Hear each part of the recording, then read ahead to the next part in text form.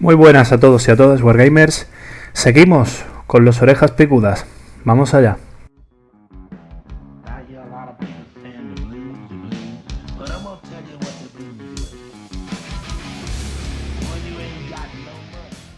¿Qué tal estáis, queridos seguidores, seguidoras? Aquí Manu. Bueno, vamos a seguir con la parte 2 del trasfondo de los Eldar, ¿vale? Sin mucha más dilación. Os resumo el vídeo anterior. Estuvimos viendo las características de la psique Eldar, lo que los llevó a su caída y tal, cómo era su sociedad y cómo es más o menos ahora, y el tema de su mitología, sus dioses, etcétera. Me preguntaba alguien en el vídeo anterior que qué pasaba entonces con los dioses Eldar, que si habían existido o no. Tal y como yo lo veo, existieron de alguna forma, ¿vale? Lo que yo quería decir en el vídeo era que no podíamos saber seguros si existían como dioses como tal, como existen por ejemplo los dioses del caos como reflejo psíquico de la humanidad en su mayoría, sino que podían ser también, podían ser eso, o podían ser pues los propios ancestrales, imágenes psíquicas proyectadas por los ancestrales para relacionarse con los Eldar, o incluso artefactos de guerra de los ancestrales. Esas son las teorías que yo desarrollo, ¿vale? En cuanto a lo que interpreto del trasfondo. Yo entiendo que de alguna manera por lo menos Khaine tuvo que existir, si tenemos avatares de Khaine. Baul tuvo que existir de alguna manera, pero insisto, podía ser un dios, podía ser un ancestral, podía ser que las arcas negras o talismanes de Baul como las conocen los Eldar, que por si alguien no lo sabe, son inmensas naves que han estado en poder del Imperio, posteriormente luego de Abaddon y de la Legión Negra, y que son capaces de proyectar como una especie de rayo disforme capaces de engullir un planeta, ¿vale? O sí, algo por el estilo, armas de mucha destrucción pensadas para luchar contra los Zetan en su momento, pero que bueno, que sirven para luchar contra cualquier raza, ¿no? Sobre todo con el poder de la disformidad bajo tu mando. Además, estas cosas se han ido, tened en cuenta que se han ido arreglando conforme surgían, ¿no? Las arcas negras estas surgen, la primera aparición de la que tengo constancia, que alguien me corrija si me equivoco, es a partir de la guerra gótica y todo el juego este de especialista que había, que era Battlefleet Gothic, ¿vale? Bueno, dicho esto, ¿vale? Que para responder al suscriptor y por si a alguien más le quedaba la duda, yo interpreto que la mitología de los Eldar es un cuento, que no hubo guerra entre dioses Eldar ni nada así, sino que son pues ciclos míticos que han desarrollado para explicarse su propia historia de alguna manera, ¿vale? Pero que de alguna manera había algo parecido a los dioses Eldar. Lo que pasa es que no podemos saber exactamente cómo eran o qué eran. Esa es mi interpretación del trasfondo. Lo del trasfondo, sabéis, y yo lo conté en mi vídeo de presentación, tal y como yo lo entiendo, tiene múltiples interpretaciones. Y bueno, contamos qué fue de la sociedad Eldar y cómo se dividió después de la caída. Vale, como estos vídeos son a tenor de la salida del Codex Mundus Astronave, nos vamos a centrar en esto, ¿vale? Y vamos a ver cómo ha influido en su, digamos, canon tradicional el tema del avance del trasfondo. En el caso de los Eldar, lo más destacable respecto al avance del trasfondo, por supuesto, la aparición de los Inari y el empezar a nacer de Inead, porque yo entiendo que Inead no ha nacido todavía del todo, ¿vale? Muy bien, vamos allá. Bueno, como comentábamos en el vídeo anterior, los mundos astronave son, digamos, fletados y son una suerte de arcas de Noé un poco, que organizan los miembros más previsores de la raza Eldar. Bueno, los más previsores serían los Esoditas, en mi opinión, pero los Eldar que, bueno, veían lo que iba a pasar o temían lo que podía pasar y querían alejarse de aquello en sus mundos astronave. Y bueno, pues se llevan todo lo que pueden del Imperio Eldar para, digamos, mantenerlo lejos de la decadencia, ¿no? Vale, pues de estos mundos astronave, algunos consiguieron alejarse más del epicentro físico, digamos, de la caída, y otros menos, ¿vale? Luego, como el trasfondo, o sea, la caída de los Eldar la conocemos a posteriori, ¿vale? Teniendo en cuenta lo que son hoy día, pues tenemos varios mundos astronaves circulando por la galaxia, ¿vale? Por el espacio. Y hay unos más famosos que otros, ¿vale? En el Codex nuevo se han desarrollado un poquito más los que eran más desconocidos, pero tenemos 5 que son los más clásicos, ¿vale? Que son Biel-Tam, las espadas en el viento, Shin-Ham, la hueste salvaje, Alaitok, conocido como los vagabundos estelares, aunque no nos vamos a parar, ¿vale? Sobre todos. Ulthue o Ulthui o como lo queráis llamar, y luego Iyanden, ¿vale? Hay unas características comunes a todos los mundos astronaves, ¿vale? Y es que todos los Eldar que en su momento embarcaron a bordo de un mundo astronave y nacen y crecen en los mundos astronave, pues la sociedad de los mundos astronave está regida por el tema de la senda, ¿vale? La senda ya lo comenté más o menos en el vídeo anterior, pero la senda es el cinturón, digamos, o mental, por así decirlo, que se pone un Eldar para no desbocarse, ¿vale? Para no repetir los errores del pasado y que su psique tan poderosa y tan golosa le pueda llevar a autodestruirse. La senda es un camino que un Eldar va a elegir en cuanto crece un poco. Se le va a dar a elegir un camino y él pues va a profundizar en ese camino, va a intentar alcanzar la maestría en él, y si llega el momento en el que considera que lo ha, digamos, dominado, pues puede elegir otra senda. De hecho ya hablamos en el vídeo anterior, así que no me voy a detener mucho más ahí, más que para hablaros de la senda de la guerra en su momento, ¿vale? Pero primero vamos a ir a hablar de los mundos astronaves, ¿vale?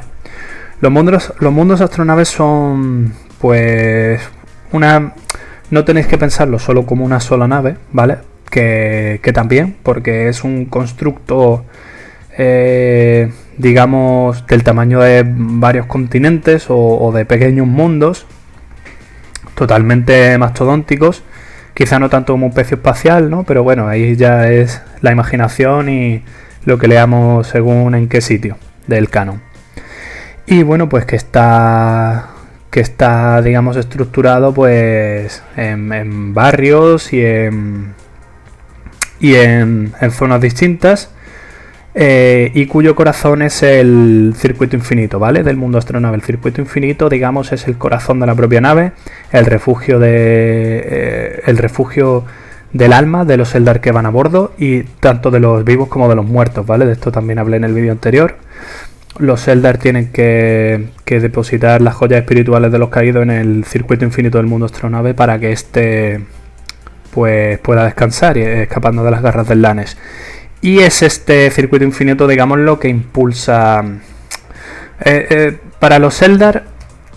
Mantenerse en armonía con su espíritu dentro de la nave forma parte de la nueva sociedad, ¿vale? Y de cómo tienen que vivir, y es pues su manera de honrar a los antepasados, y es el alma de la nave, ¿vale? Este circuito infinito y sobre esto me paro un poco, más que nada por lo que contaré de la fractura de Biel-Tam más adelante, que bueno, tampoco me voy a detener demasiado en eso, pero vaya, que los mundos astronaves, pues imaginadlo como un mundo con una sociedad, ¿vale? Su estructura, su modo de producción, sus espacios, puertos, todo está montado para que funcione como un mundo normal que viaja por el espacio a voluntad.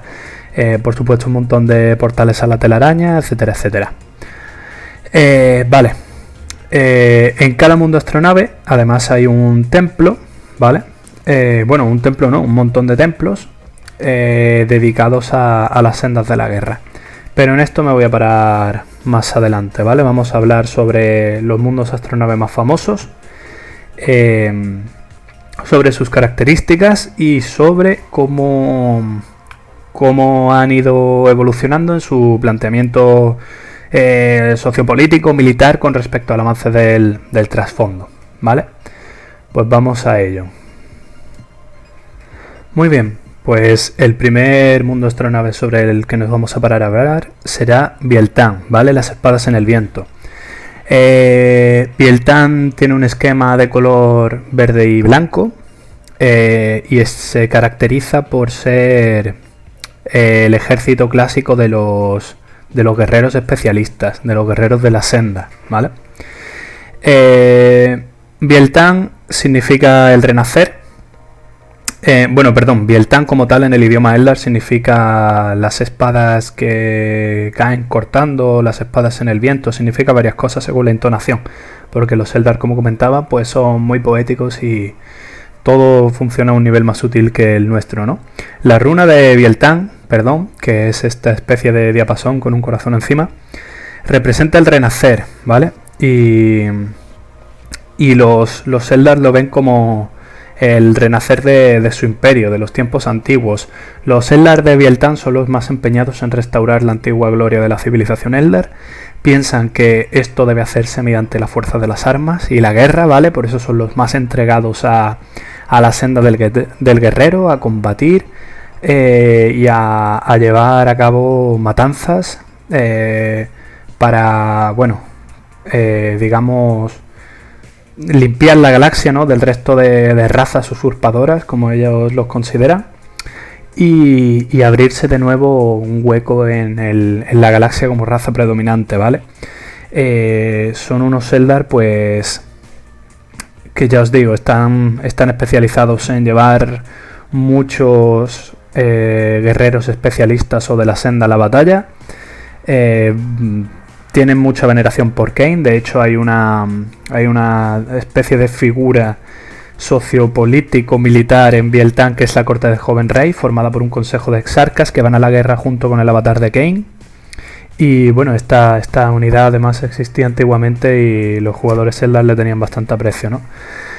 Bueno, pues los Eldar de Biel-Tan son los más belicistas de todos los Eldar, ¿vale? Los que más están dispuestos a luchar contra otras razas, y no solo luchar contra ellas, sino a aniquilarlas, a matar a su población civil y a erradicarlas de la galaxia, sobre todo cuando atacan o intentan colonizar alguno de los mundos habitados por exoditas, ¿vale? Denominados por los Eldar de Biel-Tan mundos vírgenes, y que ellos consideran que van a ser el punto de partida, la cabeza de puente, por así decirlo, para reforjar su imperio, ¿vale?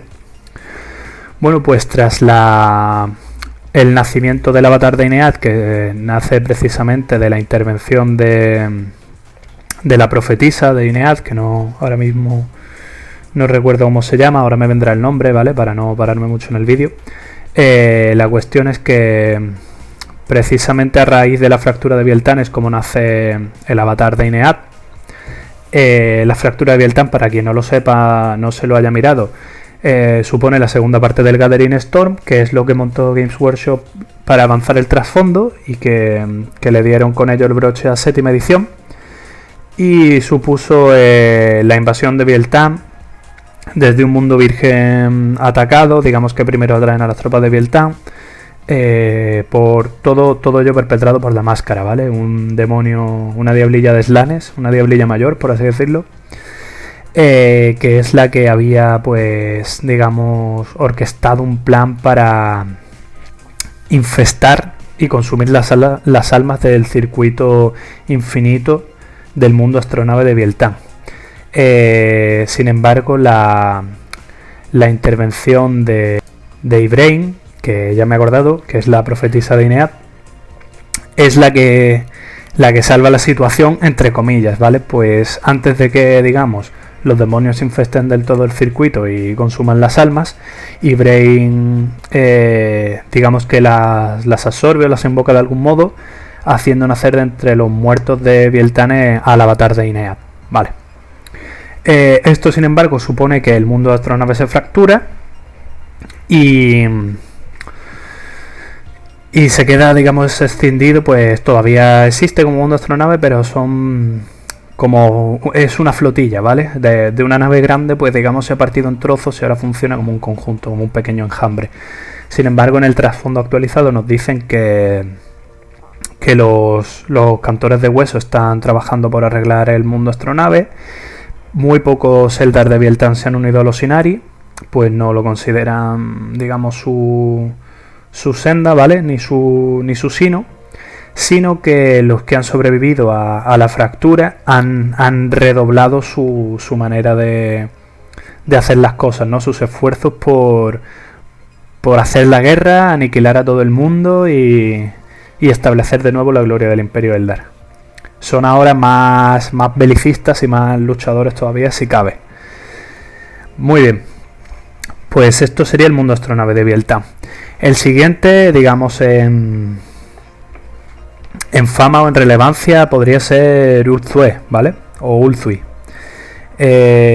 Ulthue es un mundo astronave que tras la caída queda atrapado en la órbita del Ojo del Terror, por así decirlo.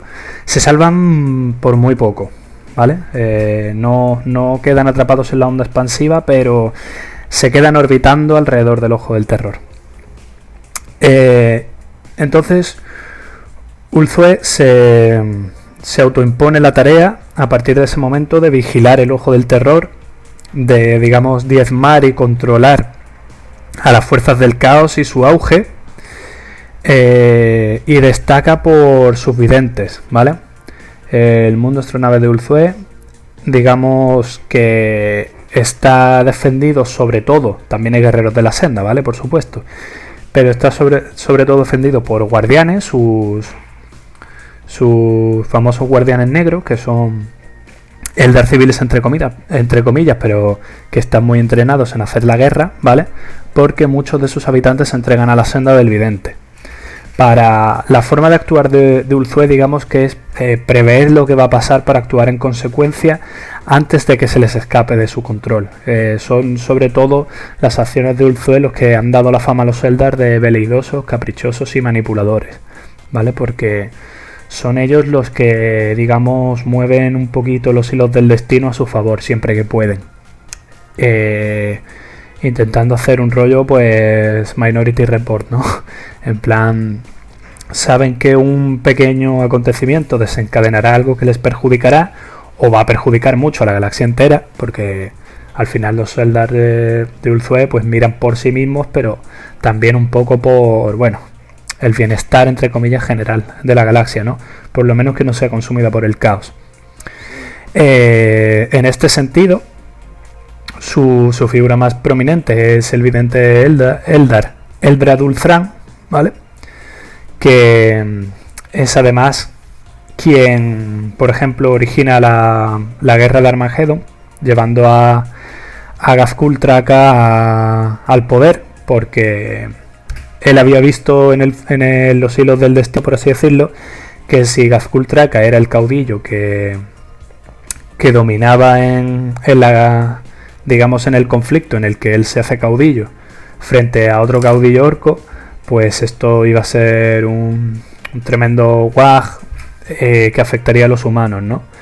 Pero que si era el otro caudillo el que finalmente se imponía sobre Gazkul, pues esto iba a suponer la muerte de muchos Eldar. Entonces él interviene ahí y hace que sea Gazkul quien se haga caudillo finalmente, quien gane la lucha por el poder y quien a lo largo de los años pues se iría haciendo, el peligroso líder militar orco que es en estos momentos, ¿no? Entonces, bueno, pues ahí Eldrad Thran condena a millones de seres humanos, pero para él eso es, bueno, poca cosa, ¿no?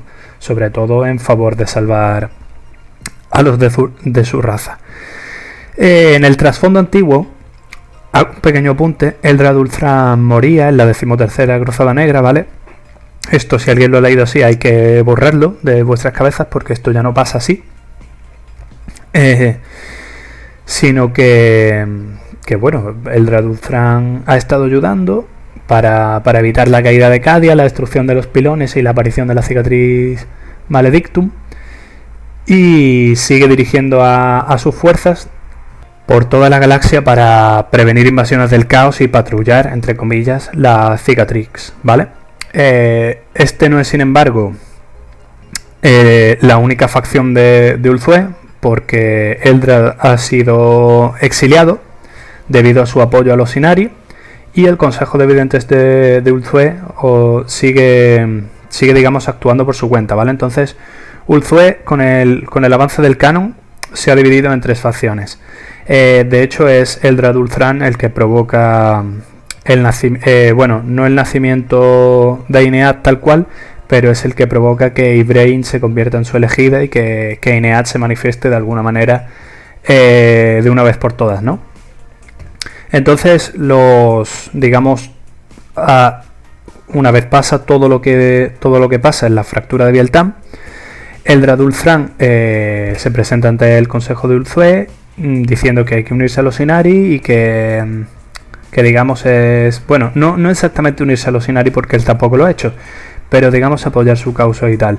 Y el Consejo de Videntes, pues que es más conservador, lo considera imprudente, etcétera, etcétera, lo exilia y se dedica a lo que se ha seguido dedicando, ¿no? Patrullar el ojo del terror, seguir con su política y tal. Eldrad Ulthuan parte por su cuenta para hacer frente a las fuerzas del caos, allí donde sus profecías lo guían y lo llevan.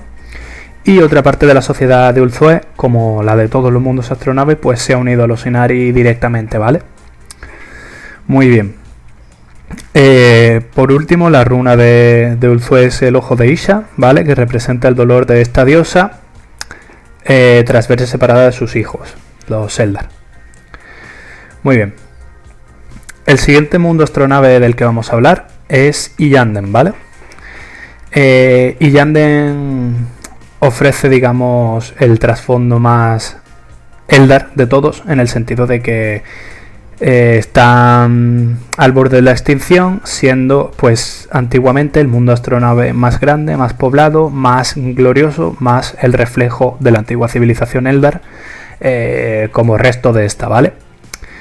Sin embargo, pues se pone en el camino, tiene la desgracia de ponerse en el camino de la flota enjambre Leviatán, una amenaza hasta entonces desconocida para los Eldar, la amenaza de los tiránidos, digamos que nueva en la galaxia, haciendo caso omiso de algunas advertencias del que ya ha sido citado, de Eldrad Ulthuan.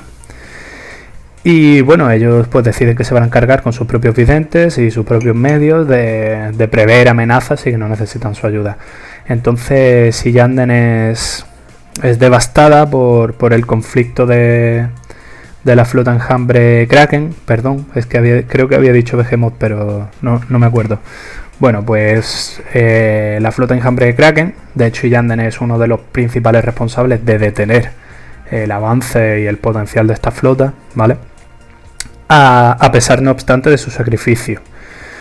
A día de hoy, Iyanden depende principalmente de sus guerreros espectrales, ¿vale? De la guardia espectral, de los caballeros espectrales y de los señores espectrales.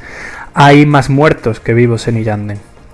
Ha fallecido tanta parte de su población que los pocos guardianes y guerreros de la senda que quedan luchan sobre todo junto a los constructos espectrales que están animados por las joyas espirituales Eldar, ¿vale? Que contienen las almas de los caídos. Para los Eldar esto es horrible, ¿vale? No penséis que, pueden luchar muertos, pues perfecto, ¿no? Para los Eldar es muy doloroso y muy horrendo tener que, digamos, despertar a sus muertos, no dejarles descansar y llevarlos de nuevo a la guerra, ¿vale? Aunque sea como, soportados en plataformas artificiales, pero no es ningún honor, como puede serlo para los marines espaciales el tema de los Dreadnought y tal. Esto es algo que los Eldar sufren mucho y que solo hacen porque no les queda más remedio, ¿vale? Los Eldar de Iyanden dependen de esto para su supervivencia. Y bueno, la cita que lo resume es del príncipe Iriel, que es el más famoso personaje de Iyanden, ¿vale? Que dice que los muertos deben unirse a nuestras filas para evitar que nosotros nos unamos a las suyas. Iyanden ha sido atacada en más ocasiones después que el ataque de la flota enjambre Kraken, ¿vale? Y ha sufrido mucho, es un mundo astronave que ha sufrido mucho. Es el príncipe Iriel justamente el que ha salvado el mundo astronave en varias ocasiones. De hecho, en la caída de Biel-Tan hay un relato bastante épico de cómo su sacrificio, aunque posterior renacimiento gracias a Ybraine, salva el mundo astronave de ser consumido por un pecio de plaga de Nargel, ¿vale? Liderado por un demonio de Nargel. Y bueno, el príncipe Yanden es un corsario, ¿vale? Un exiliado del mundo astronave que se ha hecho famoso por toda la galaxia, ha reunido un montón de seguidores y bueno, más adelante hablaremos de los corsarios, ¿vale? Brevemente. Pero es el Deus Ex Machina favorito para salvar Yanden, ¿no? En cada conflicto que tiene. Y bueno, pues aparte es un personaje carismático y tal, ¿no? Básicamente un héroe Eldar, de hecho es uno de los últimos descendientes de Ultanash, al parecer, que era el hermano de Eldanes, el héroe que hablamos que fue asesinado por Kain, ¿vale? Otro personaje prominente de Yanden es Ilana Arienal, creo que lo he dicho bien, que conocida como el Ángel de Yanden, ¿vale? Que digamos es la vidente guía de los muertos, porque hay una especie de vidente especializado en guiar y hablar con los Eldar muertos, ¿vale? Que bueno, pues que dirige los ejércitos de autómatas de Yanden y que es su máxima valedora, ¿no? Como, bueno, aunque sea una cuestión desesperada, pero es ella quien se encarga de manejar todo esto. La runa de Yanden es la del templo de Asurian, ¿vale? Que digamos simboliza como la luz en la oscuridad. Hace alusión al santuario de Asurian, que tiene, pues, a ser el príncipe Fénix, una llama perenne, de la que, bueno, se renace, por así decirlo, ¿no? Por lo visto, en Iyanden hay un templo de Asurian realmente en el que brilla una llama que cada vez se apaga más y más, ¿no? Simbolizando un poco la vida de los Eldar de este mundo astronave.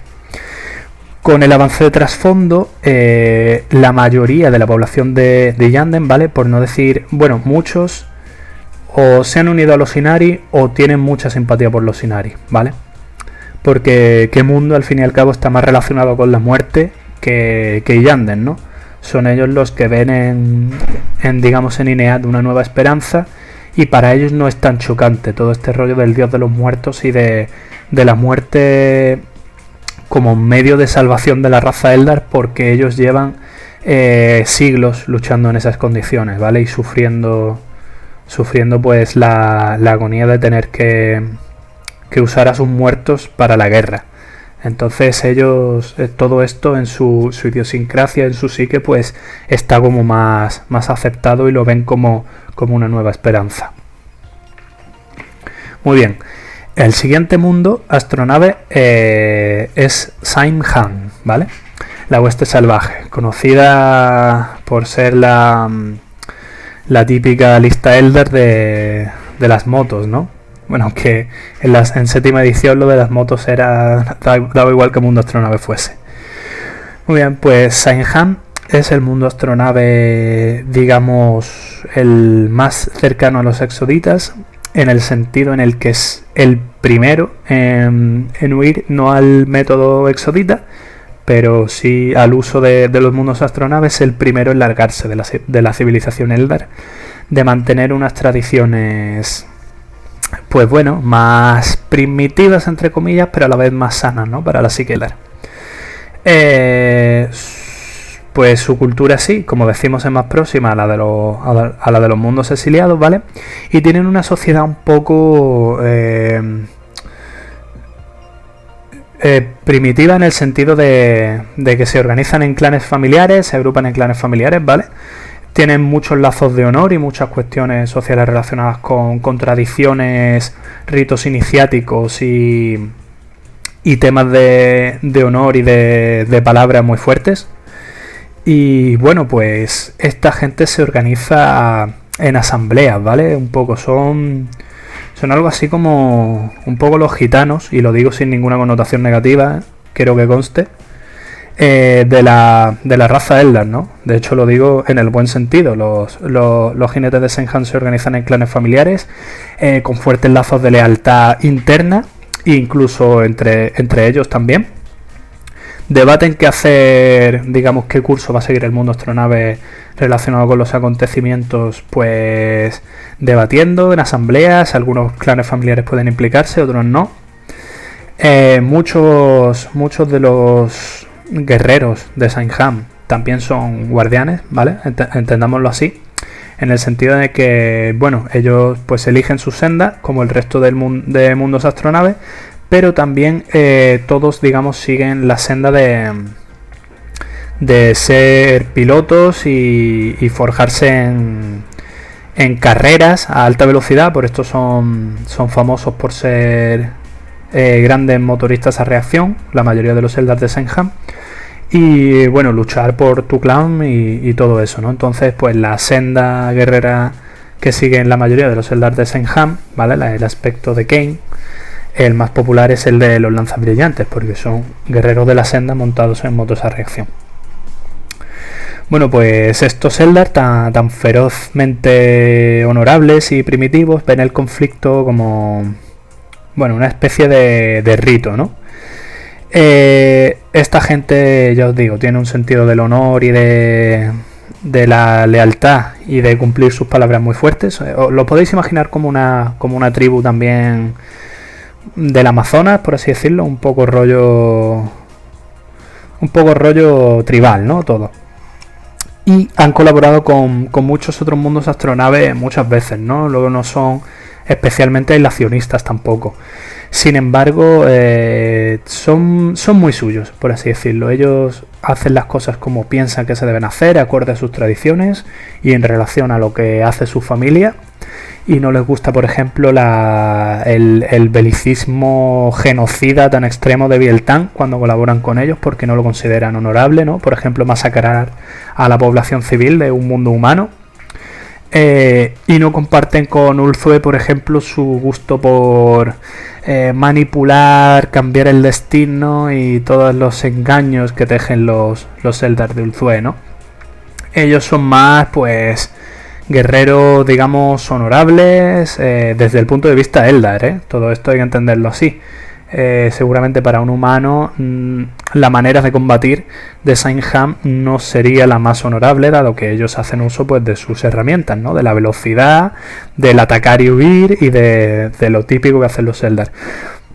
De hecho, la runa de este mundo astronave es la serpiente cósmica, ¿vale? Que significa tanto el modo en el que Sengam hace la guerra como la búsqueda de la iluminación, ya que la serpiente cósmica para los Eldar es el único ser capaz de coexistir en los dos planos, el mundo material y el espiritual.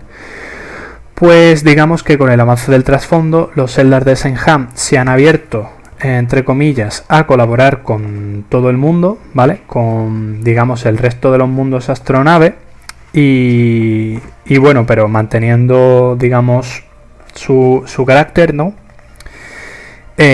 Bueno, por supuesto, tienen una relación más o menos buena con los exoditas, con los que comparten, como hemos dicho, pues muchas características culturales, ¿vale? Y bueno, con el tema de los Inari y tal, no se han pronunciado demasiado. Parece ser que muchos clanes tienen diferencias de opinión y hay cierta división en la sociedad de Sengam con respecto a qué hacer y cómo posicionarse con la aparición de la Gran Fisura y el tema de los Inari, pero bueno, ellos siguen haciendo las cosas un poco como las han hecho siempre, ¿no? Están sometidos a mucha más tensión, pero ellos se mantienen en su modo de vida, aunque saben que la galaxia peligra, por supuesto, y están ayudando todo lo que pueden.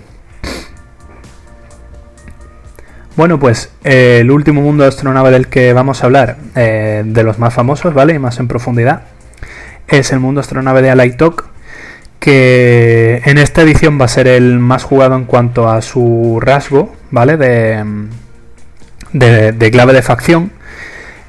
Y a mí es el que menos me convence trasfondísticamente hablando, ¿vale? El mundo astronave de Alaitok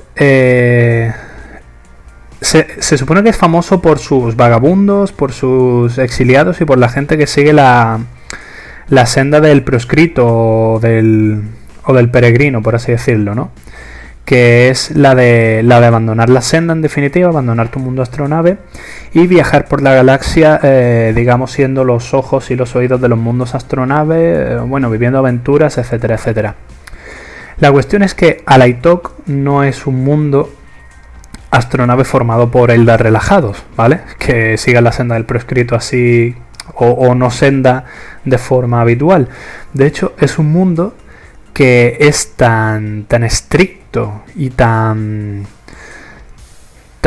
extremo con el seguimiento de la senda, ¿vale? Por parte de sus autoridades, sus figuras prominentes, etcétera, etcétera. Imagino que ser un niño Eldar en Alaitok equivale a sentirte muy presionado por tus padres y a odiarlos un poco, ¿no?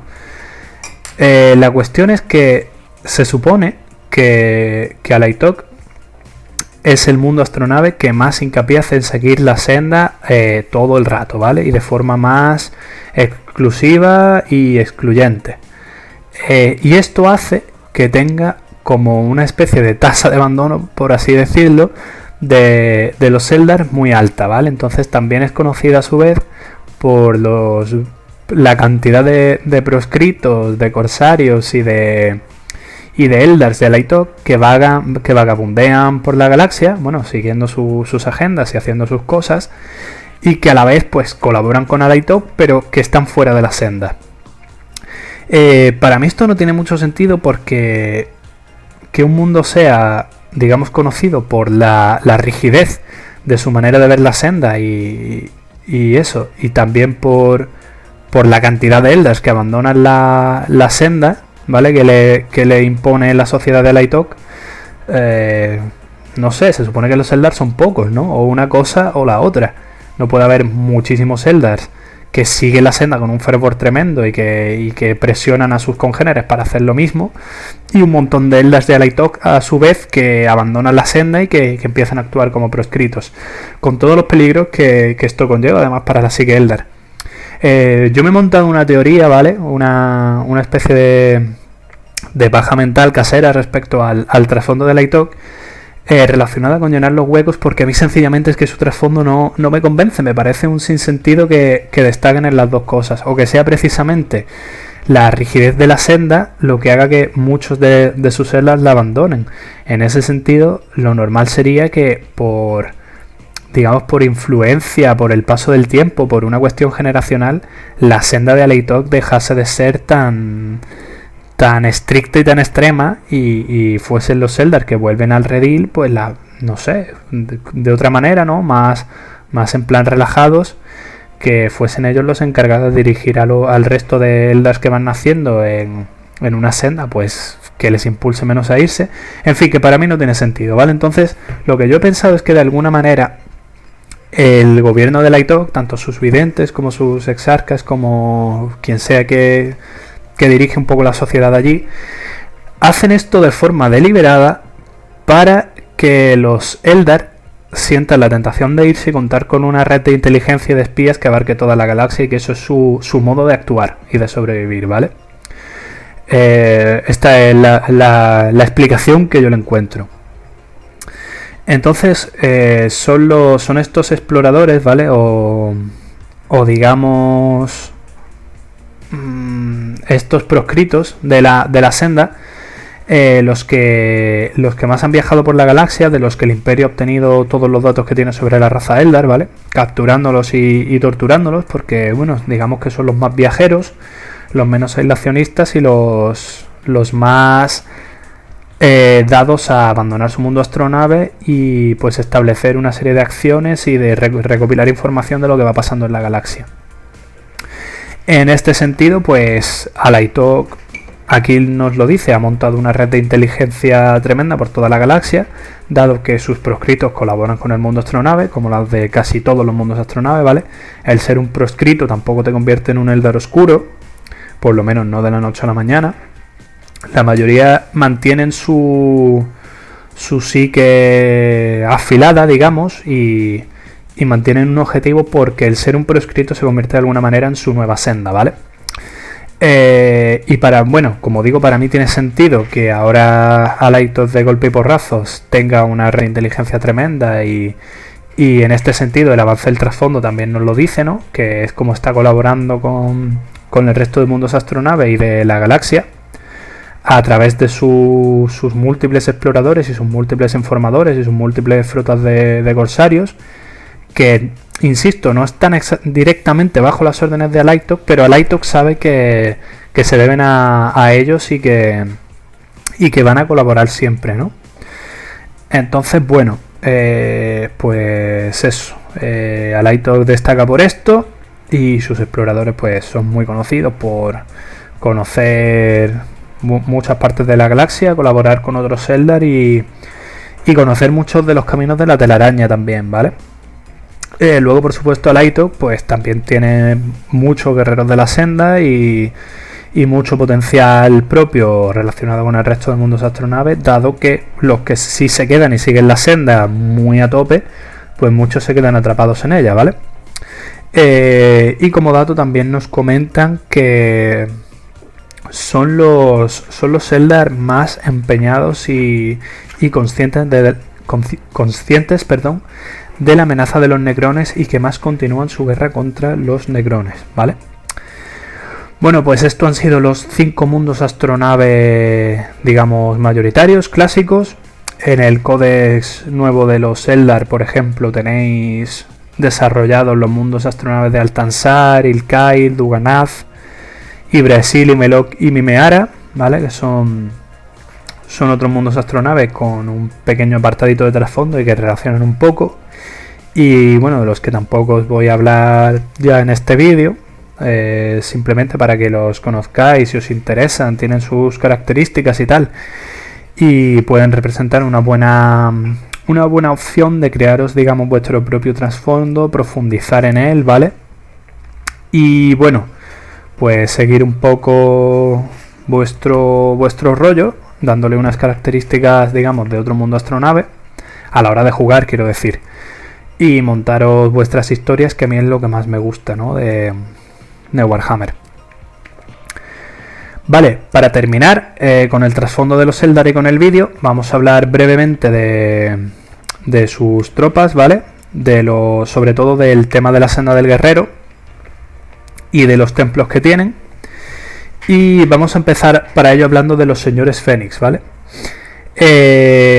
Y hablando de señores Fénix, tenemos que empezar por contar un poco la historia de Asurmen, ¿vale? Asurmen es un Eldar que nace en la antigua civilización Eldar, que no abandona esta civilización ni antes ni durante la caída, porque es escéptico respecto a, bueno, las profecías y los augurios de desastre que hacen muchos de los miembros de su sociedad, ¿no?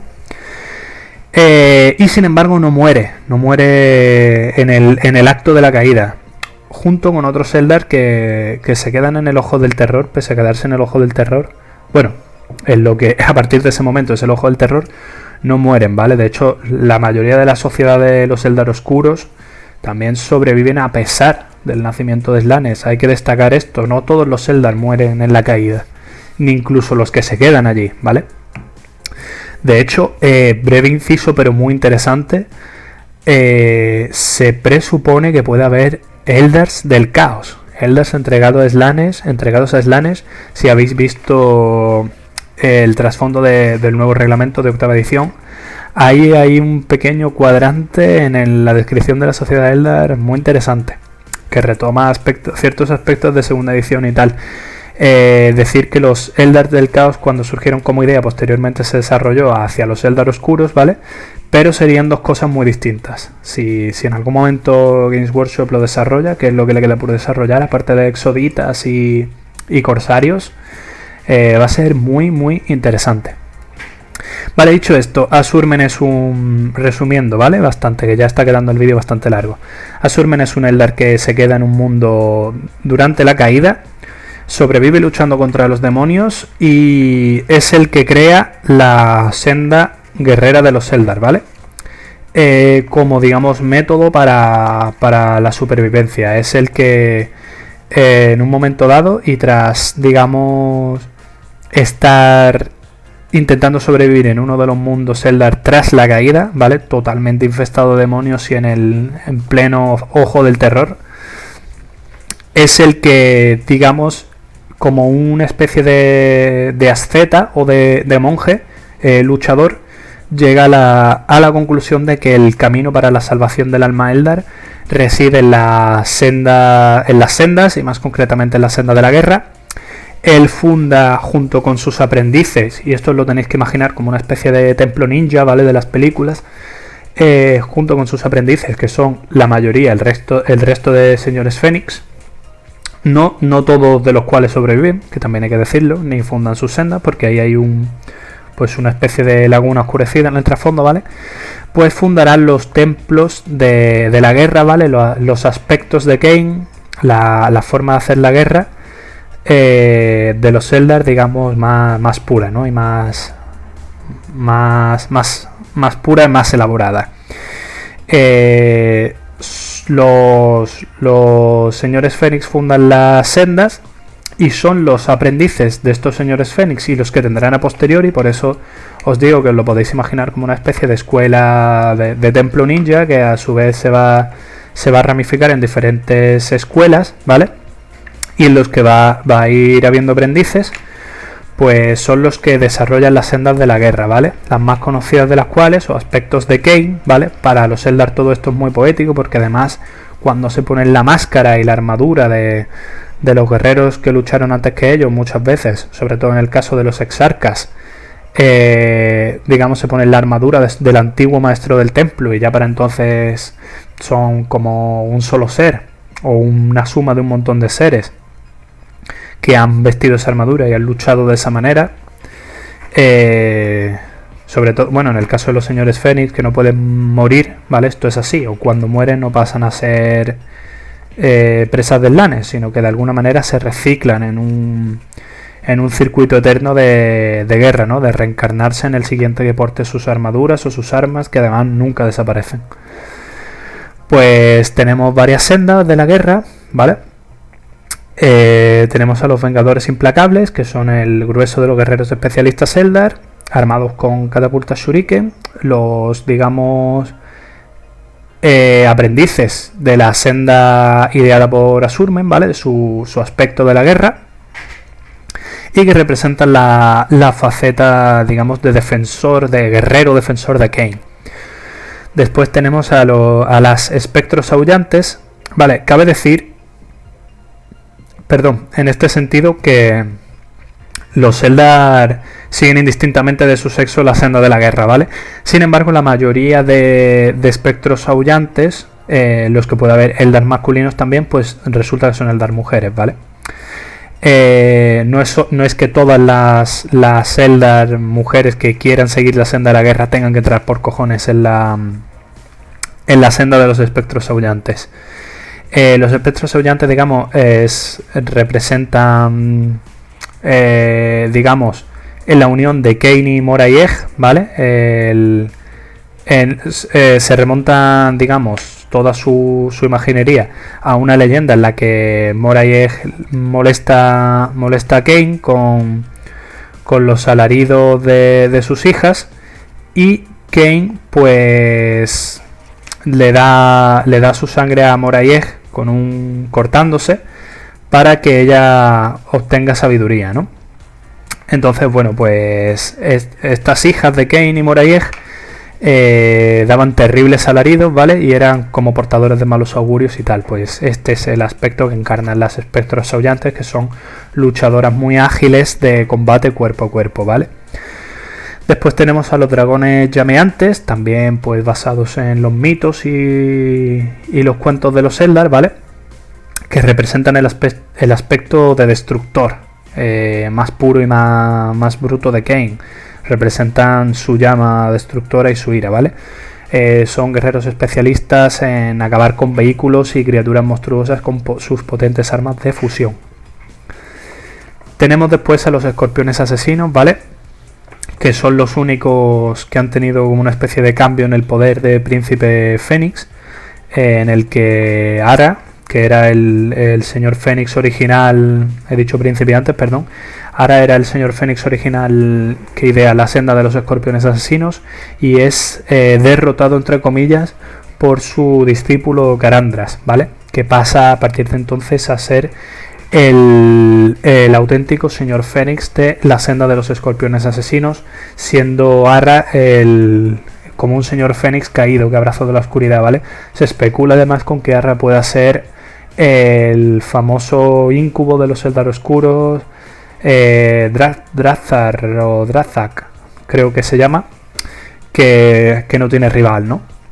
Habiendo, pues, digamos, renegado de la pureza o el aspecto más benigno que tiene la senda de la guerra Eldar, ¿no? Y habiéndose convertido, pues, en un carnicero y habiéndose exiliado a la sociedad Eldar Oscura. Bueno, pues los escorpiones asesinos en este sentido es un poco... Todo es más ninja todavía, porque es el maestro que cae al lado oscuro y el discípulo que digamos rehace la senda, ¿no? A partir de sus enseñanzas. Entonces los escorpiones asesinos pues son guerreros muy feroces, ¿vale? Luchadores en combate cuerpo a cuerpo, un poco como los espectros, pero más fuertes, más brutales y más basados en eliminar, en este caso, mucha infantería con poca armadura, ¿vale? De matar a muchas veces su número, mientras que los espectros asesinos son más bien una especie de hoja dirigida al punto flaco de la armadura de un enemigo superior. Los escorpiones asesinos son una máquina de picar carne que destruye a cuanto se pone a su paso, ¿vale? Pero con el matiz a la vez de que son pues acechadores y infiltradores muy hábiles, ¿no? Que cazan con paciencia. Muy bien, tenemos también a la senda de los segadores siniestros, cuyo señor Fénix y fundador sería Maogan Ra, ¿vale?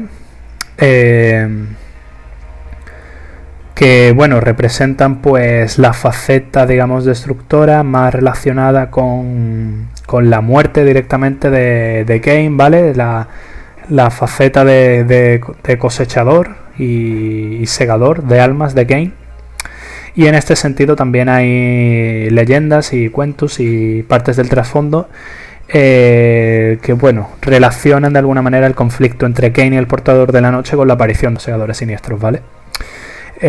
Los segadores siniestros pues luchan a larga distancia, ¿vale? Son las enseñanzas de su señor Fénix, de Maogan Ra, y se jactan de su habilidad para destruir con puntería, precisión y frialdad, ¿vale? Muy bien, pues otra de las sendas son los halcones cazadores. Reciben su nombre de las aves salvajes con las que, bueno, los Eldar relacionan en los mitos la venganza y el castigo, ¿vale? Según estas leyendas, el espíritu de los Eldar asesinados se introducía en un halcón, ¿vale? Que más tarde sobrevolaba al culpable y digamos que así pues lo señalaba, lo condenaba.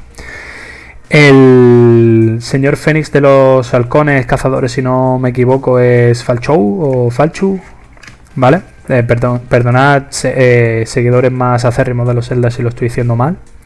Es que no sé si cómo pronunciarlo. En español así tal cual sería Falchou. Que bueno, luchan pues a toda velocidad, ¿no? Digamos que girando, sobrevolando al enemigo, cazándolo de alguna manera, ¿vale?